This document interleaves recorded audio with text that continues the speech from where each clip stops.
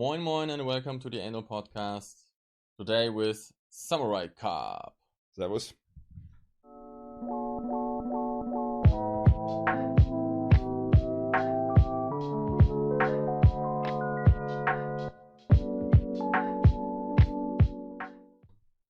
So, Samurai Cop is a 1991 low-budget crime fighter martial arts action fiesta. Yeah. Low budget. Yeah. Really low budget. Produced and written by Amir Shervan. Fucking piece of trash, man. And this incredible masterpiece also stars Robert Sidar as Yamashita, like Matt Hannon as Joe Marshall, aka the Samurai Cop, and Mark Frazer as the friendly psychic Frank Washington. Washington, really? Yeah, Frank Washington. Was like, yeah. And to the movie, it has everything that a trash movie needs, and nothing that a really movie has. Nope. It has. No one had any fucking clue what they are doing. The director had no fucking clue. The actors had no fucking clue. I guess there was no fucking camera crew and nothing else. There was no schedule for the filming. No lighting. No money. No real location. So they had to reshoot on different locations, the same scenes. No interest in making the movie. Yeah, no interest in making a movie. Had no props, no effects, and the only thing they had were too many wigs. You can say that loud. Yeah. Okay. Okay. What is going on in Samurai Cop? What is happening? So there is a mafia group in Washington now, Los Angeles, yeah. Los Angeles, and the group is called Katana. Yeah, exactly. And they are so dangerous, so strong that they need to transfer a samurai cop, the special cop. Yeah, from San Diego to Los Angeles to fight this mafia group. They are only dealing with one bag of cocaine. Yeah. Yeah. Especially in Miami, where like everything is made of cocaine. Yeah. So it's like for real. It's like pissing in the sea of piss. Literally, it's no big deal at all. Yeah, and for this bag of cocaine, they need this special samurai cop. Yeah, Joe to Marshall. Do this danger. And what is the Samurai Cop? Why is he called the Samurai Cop? Because he's a cop, obviously. Yeah. And he knows a lot about katanas and Japanese and stuff. Yeah, he was trained by the ancient masters of Japan. And, of course, he's fluent in Japanese. Yeah. And he speaks only one time. He doesn't even speak Japanese in the whole movie. He only translates one word. Yeah. That's katana. Genau. Katana, what does it mean? It means Japanese sword. Like, no shit, really? Yeah. Yeah. Okay. I mean, Google didn't exist in that. Does it mean sword? Yes. Oh, okay. This is just the name of kind of sword. It's like you call it Gladius. Oh. Or something like that. Zweihander. It doesn't mean like Japanese sword. You don't call it, it's called Zweihander because you use zwei hands. Okay. But does it mean sword in common or just this type of sword? This type of sword. Okay. Cool. It doesn't mean like sword in general. Mm-hmm. It's like the Nodachi is like a longer version, or Tendo blah blah blah is like a short version. So it doesn't mean like a sword in general. The more you know. The more you know. So, okay, where do we start? I would say by Joe Marshall. Joe Marshall, okay. Okay, he's the main character in this movie. The fabulous main character. Yeah. He's just a cool cop. He's the guy who gets the girl. Every girl, literally. Everyone is in love with him. Yeah. And he's the main character. So. Yeah, he's the classical 90s action hero type of stuff. Who's like, he's trying to be the cool guy. He's trying to woo every girl he sees that is like a little bit handsome or pretty, so on. And he's like, And it's funny thing was on Wikipedia, it is written like, yeah, he's a samurai cop, a specialist in martial arts, he speaks Japanese, and he wears common clothes. Jeans. Yeah, jeans. Yeah, not even a suit or something like that. So, Okay. I mean, hey, if I would fight the samurais or the ninjas, I wouldn't go with the jeans. Never. But it's the 80s style. It was the 80s time, yeah. What can I say? All the clothes that the actors are wearing actually are their own clothes. Their own. They had to bring their own clothes. That's why like everyone looks like shit. It was really no budget. Mm-hmm. Also, the cars were all like their own cars. So even the fuel. That the producer or the director reused the car in different in different movies. And just painted over it to camouflage it. The movie is shit. There is no real storyline, just like a normal crime fighting cop bad person movie. Like just nothing. It's just nothing. It has action, okay, but the action of the time, so low budget action. It had too many sex scenes. I was like, okay. Way too many sex scenes. Specific sex scene with samurai cop and the blonde girl. The first blonde girl. The first blonde. No, the second blonde. Okay. The second blonde girl. The girl, the pseudo girlfriend of the bad guy. And that was like Fukushima. Yeah. I think it was. It's Fujiyama. Okay. Fujiyama. Yeah. It's Fujiyama hieß der, glaube ich.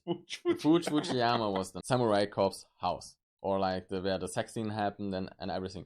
First of all, you see like a shot, it's a house on the beach or something like that. There's like an ocean nearby, it was a big villa. And the next scene, it's a fucking crappy trailer park house from... Really? Yeah. I didn't notice that. Yeah. And on the other take is like 3 different houses, 3 different locations for like one house. From it was like this one was the samurai cops, and also like the funny part is the rooms are changing in the scenes like that. Okay, from one room to another room, the whole house changes.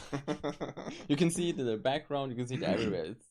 It's so shit. It's incredibly shit. Then the sex scene, they went swimming, then they get out, still in their fucking bathing suit. Everyone is like clean and shaven and dry. Their hair dry and all the stuff. Then they eat fucking cake, then they make out in the bed in the fucking swimming suit. Yeah, so obnoxious. It was fan service, both for men and for women. It was so bad. We saw some titties, but we saw also Joe Marshall's ass. Really? Yeah. In one scene. It was one scene too many, I think. But it was a nice ass. No homo. No. Okay. Let's talk about like the best. What do you think is the best scene of the movie? Many. What is your favorite? My favorite scene was the scene where Robert Starr, also Yamashita, comes to the hospital to kill the survivor. Yeah. And he comes out of the clothing basket like he was summoned, like a demon. Yeah. So with the sword. Yeah. Like wow. Did he come from another dimension or what? Yeah, something like that. Yeah. It was fun. It was also like what I liked about him was his eyes were always wide open. He always had like this crazy eyes going on. But I have to say I liked him the most. Yeah. He was like the best actor from the whole movie. He was trying. He was trying his best. Everyone was trying his best at some point. Except in the beginning. Yeah. Okay. My favorite scene was like when Frank crawls under the fence. The samurai corpse, he jumped over the fence, was waiting for him, then he looked down. And he sees him crawling under the fence. What you doing down there? And he's like, I'm an undercover cop. What do you expect? And then he's like, force wall breaking and looks in the camera and is clicking. Hey, it was a good joke. Come on, man. And my second favorite scene was when when both of them were talking to the chief, also Frank and Marshall. Then for some reason he was kissing like his head, and the chief was like, "Yeah, you fucking cunts, go away." Then you see like he's waiting for the command cut. Yeah. Then he goes back, sits down. Then he's like smiling. Then there's the cut. It's like enjoying his acting. Yeah. The director had no idea what is the job of a director. Yeah. So he would just like even do this and this and that. The close views, like the frames where only the head is in, just do a smile, or just just do some crazy motions. So, and it just and all of the actors just did it, or like the crazy speech. I have a fact about the scene. So the scene was made after the movie. Yeah, it was a lot of reshots. You know, it was a reshot, which means it was too late. Everyone was home. They were all away, and they had to make that scene with Joe Marshall talking to himself. So he was not in the restaurant in this scene. He was in the studio talking to nobody. Yeah. You can see it in the background. It was actually like the office from the director, and he called everyone back, and that they had to do like these crazy headshots, and it was so idiotic. It was so funny. dumb. They had no lighting, so they had to shoot every scene in daylight. That's like always the light changes and the colors changes all the times. Like from scene to scene, it's like a clear view, and then it's like dark, or so way too bright. It was. They didn't want to shoot the movie at night. Yeah, because they had no fucking lights. Yeah, they couldn't afford it. Yeah, like how much did I pay for my lights? $20. Yeah. Literally $20. But I also like the jokes between Joe Marshall and his friend Frank. They were borderline racist, but they were funny. Like, hey, be careful, the chief will burn your ass. Yeah. It's not like it can go any blacker. Yeah. It is black. Right on. Yeah. I mean, it actually had some good jokes in it, and like, and I have to say, like, Frank Vogt, he was really funny. He was a good supporting character. Yeah, it was really, really, really good. He was actually only commenting what's happening with his facial expressions and stuff. It was good. Something else we can talk about? How the Japanese spoke. It was like yeah, it was like the fake old school Chinese martial arts. We must be a real gang. It's like starting a motor or something. So some facts. Yeah, that's our facts with Dimi. Okay. You printed it. Yeah, of course. So the movie was shot at daylight to save money. Almost every shot of the movie was done in only one single take, so there were only few retakes. Matthew Carradine hated working on the film.